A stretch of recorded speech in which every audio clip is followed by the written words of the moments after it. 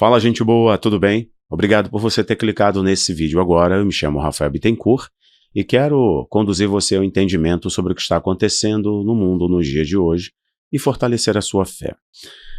Bom, meu amigo, minha amiga, meu apoiador, intercessor, intercessora, você que é membro desse canal, né, pelo qual você está assistindo o vídeo, ou se você é meu aluno lá no Abaplay, eu agradeço a sua assinatura, agradeço também você ter confiado, né, o seu entendimento, interpretação de fatos, né, de acontecimentos e de estudos.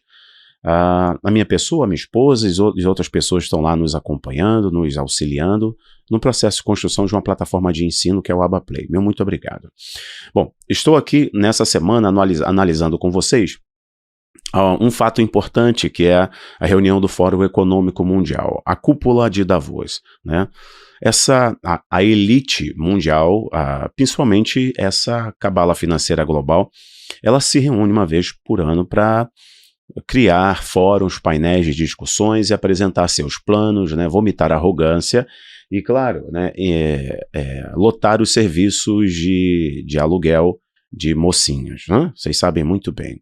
Pagando mais de $2.500 por noite, comer comida folheada a ouro, entupir a atmosfera de metano, de CO2, de gases do efeito estufa, mas subir na tribuna e discursar sobre o aquecimento global e a destruição da agricultura tradicional e falar que você tem que comer alimento sintético para poder preservar o meio ambiente. Figuras que apoiam regimes ditatoriais, mas discursam ali sobre respeito à democracia, à liberdade de expressão.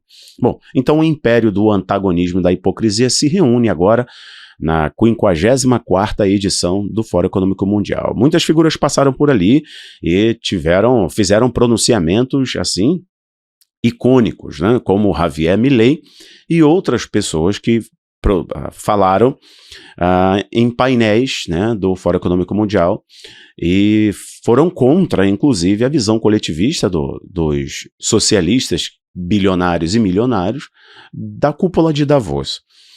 Bom, eu quero mostrar para vocês aqui que o vídeo de agora, o vídeo de hoje está conectado ao vídeo de ontem, a aula de ontem, né? Então a aula de hoje está conectada à aula de ontem, é uma sequência.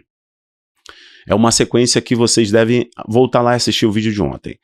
O Emmanuel Macron é mais uma dessas figuras do globalismo, né, que agora está sofrendo com agricultores franceses jogando esterco e fazendo barricada nas ruas da França, em prefeituras, inclusive de municípios franceses, protestando contra o boicote do governo francês, né, contra a agricultura tradicional, contra os agricultores, os produtores, etc. Então, França, não só a França passa por um momento que os franceses querem recuperar a França de volta, um movimento mais nacionalista, contra a imigração ilegal de países de origem islâmica, essa jihad cultural e também biológica, que eu já expliquei para vocês, que a Europa está passando porque vendeu a sua história, negociou a sua história cristã, né? A Europa está vendo agora uma multidão de jovens se convertendo ao Islã. Jovens originalmente de berço cristão, mas estão se rendendo ao Islã. Isso é um papo lá para o Abaplay, na nossa aula sobre o Mahdi, né, sobre o anticristo islâmico.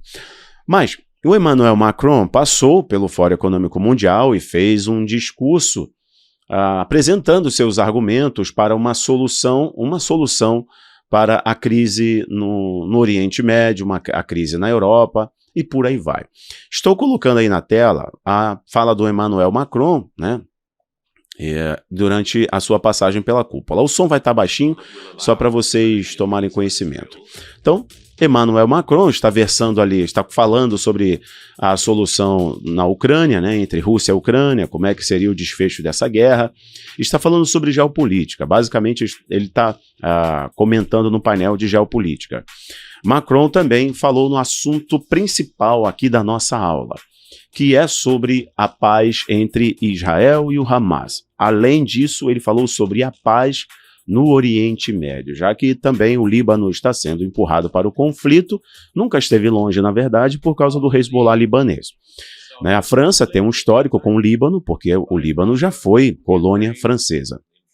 Inclusive naquele naquela explosão que teve no Líbano, se não me engano, 2020 ou 2021, não lembro agora exatamente, né, o Líbano destruído, as pessoas buscando uma esperança, receberam o Macron com louros, com um grito de salvador da pátria, né, dali um grande ensaio para o clamor que a multidão vai fazer quando vir o anticristo.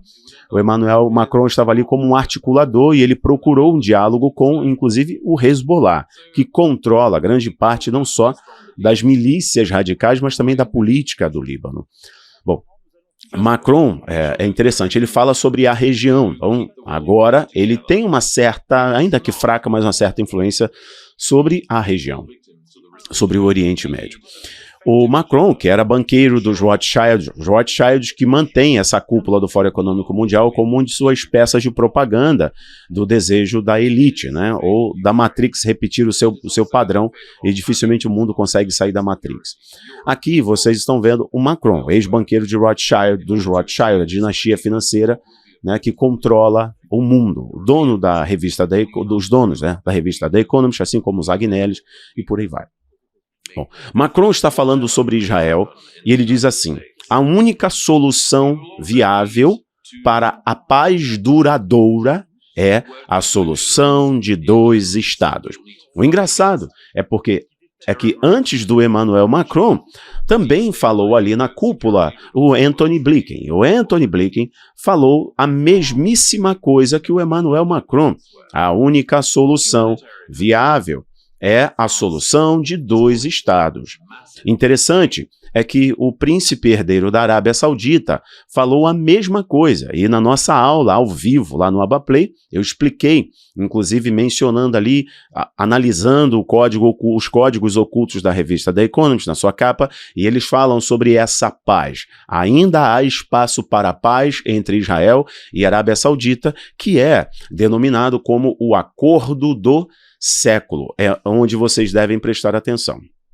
Olha só, mais uma vez esse assunto veio à tona. Pela boca de quem? Pelo presidente Biden, presidente dos Estados Unidos, né? Que seria um trunfo. Se você assistiu a aula de ontem, eu não preciso repetir porque seria um trunfo para o Biden. Mas o interessante é que o ministro das Relações Exteriores da Arábia Saudita também falou a mesmíssima coisa que eu apresentei na aula de ontem. Mas os israelenses agora não querem, não estão confortáveis com um acordo de paz, não estão confortáveis, né, com o estabelecimento do Estado judeu. Mas lá antes de voltar nisso daqui, deixa eu colocar para cá, antes de voltar o assunto para Israel e o anticristo, eu vou mostrar para vocês aqui quais são as principais características que vocês devem identificar. Essa aula é um pouquinho mais rápida que a aula de ontem, mas eu quero mostrar para vocês o seguinte, ó. Deem uma olhada nisso daqui, o Daily Mail, através da Zack Campbell, uma escritora, produziu um artigo sobre os lugares mais seguros se uma terceira guerra mundial explodir. Então, ela escreveu um artigo no Daily Mail, né, um jornal britânico, jornal um pouquinho sensacionalista, vocês sabem disso, mas ele apresenta os lugares mais inseguros do mundo e agora ele criou esse artigo aqui no dia 18, há 2 dias atrás da data que eu gravo esse vídeo, falando revelado. Os países mais seguros do mundo se a Terceira Guerra Mundial começar. Engraçado que ela excluiu o Brasil. E os países mais seguros do mundo são esses aqui que estão no mapa. Então, a OTAN está fazendo o maior exercício nos últimos anos, exercício para a Terceira Guerra Mundial. Documentos sigilosos militares foram vazados da Alemanha, mostrando a preparação para a Terceira Guerra Mundial. Os bilionários estão construindo seus bunkers, né? Exemplo do próprio dono, do CEO da Meta, Mark Zuckerberg, lá no Havaí, né? Construiu um bunker bilionário. Está construindo, e outros, como o próprio tio Bill, né? O Jeff Bezos, tem seus bunkers espalhados no mundo em lugares ermos, lugares remotos, né? Mas sabemos que na grande tribulação nós estaremos guardados debaixo das asas do Criador. É Ele que vai nos guardar, Ele é o nosso giri, Ele é o nosso provedor. Tá aqui, apesar de não ser extremamente confiável essa percepção dele de lugares mais seguros do mundo, né? Porque eu não vou confirmar que esses são realmente os lugares mais seguros, mas está aqui mais um jornal da Europa falando de uma terceira grande guerra mundial e que apresentando uma possível solução, né? Bom, então tá aí o mundo e o sistema gerando mais uma vez agonia na cabeça das pessoas, não só com a enfermidade X, mas também com a Terceira Grande Guerra Mundial. Bom, então o Donald é um perigo para o mundo, né? Porque os líderes que aí estão nos levando para a Terceira Grande Guerra Mundial, né? E por aí vai. Olha o que interessante, o diretor-geral da Fundação Heritage fez um discurso também lá no Fórum Econômico Mundial. O Fórum Econômico Mundial, a reunião do Fórum Econômico Mundial tem vários painéis, tá? Dos mais diversos, e o painel central, né, o Fórum de Discussão Central, que é aquele layout ali que vocês conhecem, que eu mostrei o Macron. Mas existem outras salas com discussões diversas. E o fundador da Fundação Heritage fez um discurso. Olha o que ele falou em um debate. Olha aqui, rapidamente, eu vou passar rápido por aqui, volto no Macron e concluo falando sobre o anticristo, mais alguns 3 minutinhos. Olha só, eu vou passar rápido por isso. Olha o que ele falou, já vou até adiantar aqui. Ó. Davos is protecting liberal democracy. I'll be candid here because I think I've been invited here to be candid. Elites tell us that open borders and even illegal immigration are okay. The average person tells us in the United States that both rob them of the American way of life. Elites also tell us that public safety isn't a problem in big American cities. Just travel to New York or Washington or Dallas, Texas. The average person will tell you that the lack of public safety damages not just the American way of life, but their life. Elites tell us that we have this existential crisis with so-called climate change. The solutions, the average person know, cost more human lives, especially in Europe during the time that you need heating, than do the problem and the problems themselves. Então, ele está falando ali, basicamente, esse cara está dando um tapa na cara da elite mundial, no ninho das cobras. Ele está falando, vocês estão falando sobre imigração, que o mundo deve se abrir, os Estados Unidos devem se abrir. E os Estados Unidos explodem de insegurança, de violência, e aí qual é a solução que vocês apresentam? Mesma coisa sobre o aquecimento, mesma coisa questões climáticas, a gente vai falar aqui da quarta questão. Fourth, China. The number one adversary, not just to the United States, but to free people on planet Earth. Vai falar sobre a China, not only o perigo que a China é para do o we povo livre do at mundo. Davos not say that, we give the Chinese Communist Party a platform. And fifth, as we sit here, Aí fala que o Davos é uma plataforma para o Partido Comunista Chinês. their supranational organization, the World Health Organization, ONU, OMS, por aí is vai. discussing foisting gender ideology upon the global South. These are practices that are under review, if not being rejected, by countries in Northern Europe. The new president, especially Vice President Trump, will, as you like to say, trust the science. He will understand the basic biological reality of manhood and womanhood. And do you know? Esse cara tá tocando nos principais pontos ideológicos, as principais agendas da elite mundial, no ninho da elite mundial e confrontando-os com fatos e com verdades. Vale a pena vocês assistirem esse vídeo, a Fundação Heritage, né, ou Patrimônio. Coloca aí no YouTube Fundação Heritage e veja o discurso do presidente da fundação. Vocês vão gostar desse vídeo aqui. Eu não vou mostrar todo, e ele tá só jogando as verdades na cara, né, na própria elite de Davos. Mas agora dá uma olhada nisso daqui, voltando ao assunto Macron. The Economic Times está dizendo assim, ó, a solução de 2 estados é a única opção. Macron falando em Davos. Bom, interessante o Macron falar sobre isso. Lembra que eu mostrei para vocês, Antony Blinken fala que a genuína segurança, a segurança genuína para Israel provém de a solução de 2 estados. Então vem da solução de 2 estados. Só há segurança se nós reconhecermos o Estado da Palestina, se nós resolvermos o problema Jerusalém, se nós resolvermos o problema e será resolver um problema aqui que seria ótimo para os Estados Unidos. Então há uma pressão muito grande mundial para este fato, que eu queria que vocês entendessem neste momento. Voltando para cá, deixa eu colocar a minha imagem novamente e vou concluir o conteúdo. Olha só, essa questão da solução de 2 estados mexe diretamente com a perspectiva messiânica judaica, toca diretamente na interpretação teológica dos cristãos sobre a manifestação do solucionador, e também nos mostra que há uma certa articulação para que os muçulmanos estejam presentes nessa articulação, né? Estejam presentes nesse acordo de envergadura histórica.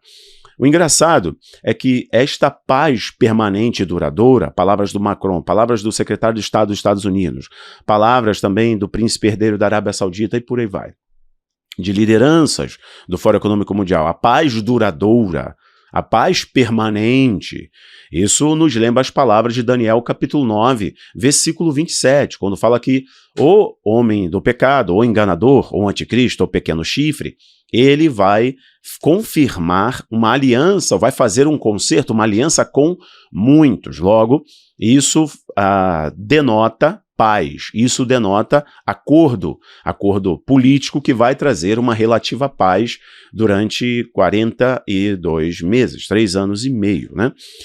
Daniel 9, 27 também nos fala que ele quebrará este acordo. Ok. 2 Tessalonicenses capítulo 2, versículo 3 até o versículo 4, mostra que o anticristo quebra essa aliança e estabelece a profanação, né, uma profanação no templo que a Bíblia chama de abominação da desolação. O interessante é que o terceiro ponto é que Apocalipse capítulo 11, versículo 2, também fala sobre o Jerusalém ser pisada por nações durante 3 anos e meio. Durante 3 anos e meio, Jerusalém será pisada por nações. Nações aí, entendam, são povos, não são nações, não são pessoas judeus que estavam espalhados pelo mundo. Isso é outro aspecto. Quarto ponto, será um período de grande engano. 1 João capítulo 2, versículo 22, fala quem é o mentiroso, quem é o enganador. Então, será um período de muito engano, que Jesus falando em Mateus 24, Lucas 21 e Marcos 13, ele advertiu os discípulos, cuidado para que ninguém vos engane, porque será um período de muito engano. O interessante também é que dentro do judaísmo existem 3 aspectos fundamentais da expectativa messiânica judaica, ou seja, os judeus têm expectativa de se manifestar um líder para reorganizar o judaísmo, estabelecer uma ordem ética, moral, espiritual a partir dos princípios da Torá. Esse líder se chama Mashiach, ou ungido, aquele homem que vai erguer os princípios judaicos, vai fazer Israel surgir como o líder de uma nova ordem global, vai estabelecer a paz ali. 3 coisas ele vai fazer e é justamente o que os judeus esperam que o anticristo vai fazer. Bom, primeira coisa então que o anticristo vai fazer, né, segundo a interpretação judaica, ele vai reconstruir o terceiro templo. Primeira coisa que os judeus esperam, ele vai construir o terceiro templo. Segunda coisa que os judeus esperam, e isso daí não está diretamente na Torá, né? Porque a escatologia judaica não está na Torá, mas sim nos outros livros que compõem, né, não só a questão das leis, mas as histórias, a moralidade, etc. E a escatologia judaica também. Tá? E na escatologia judaica, eles esperam que este líder, além de construir o terceiro templo, né, os religiosos acreditam nisso, que ele vai também reunir os judeus de todo o mundo, trazer os judeus de todo o mundo, para encontrar em Jerusalém um lugar de paz, segurança e tranquilidade. Quando ouvires falar de paz e segurança, haverá repentina destruição, diz a palavra. A terceira coisa, e é importante concluir esse nosso vídeo aqui, é que os judeus esperam que esse líder, que esse Mashiach, irá promover justiça e retidão quando o Olam Rabá se manifestar, que é o mundo vindouro. Isso porque o anticristo trará paz mundial, vai estabelecer então paz mundial. Muito interessante porque a Bíblia também nos fala que o anticristo, ele é o homem ímpio, segundo a tua segunda eficácia de Satanás, né? Mas ele recebe poder para fazer guerra aos santos e vencê-los. Ou seja, o mundo, as nações, as organizações supranacionais, elas vão delegar poderes ao anticristo. Ou seja, o mundo vai estar desejando tanto um vencedor, um articulador, um garantidor da ordem, da paz e da liberdade, que vai dar a ele o cetro do mundo. E por 3 anos e meio ele vai promover, e será muito engano. Engano até do ponto de vista religioso, né, onde está a apostasia. E depois de 3 anos e meio, vai ver que este cetro é uma espada que vai derramar muito sangue. E a Bíblia diz que ele fará guerra contra os santos e vai vencê-lo.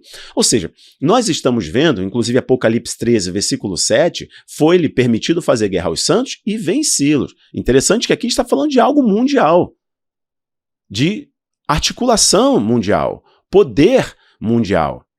Ele se aclama, se assenta de qualquer coisa que se refere a Deus. Ele se chama de próprio Deus. Então, é interessante como o mundo vai dar autoridade de transferir poderes para o anticristo.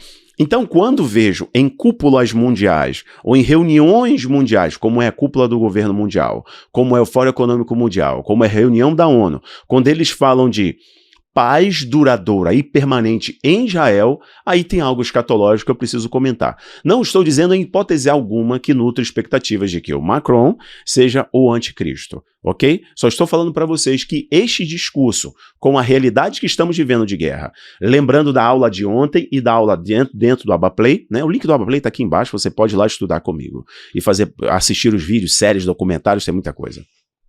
Você vai lembrar que quando tem esse discurso e quando tem essa necessidade, é o ambiente propício para a manifestação desse solucionador. Não vou me arriscar a dizer que esse tempo é agora, né? Não quero gerar nenhum tipo de ansiedade e nem falsas expectativas, porque não me convém controlar o tempo, me convém entender os sinais, que é o que Jesus nos orientou.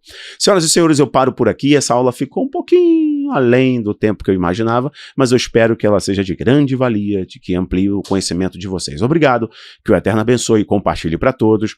Eu desejo que você vá lá para o Abaplay, né, assista no site, baixe o aplicativo, estude comigo, baixe os vídeos, que você também baixe o material didático, né? Baixe o material didático, vai lá, livro, tem mapa mental, tem muita coisa para vocês, ok? Terça-feira que vem tem aula, e essa aula é bem importante, e eu já vou revelar qual vai ser o tema da aula de terça-feira lá no Abaplay. Um abraço, tchau, tchau!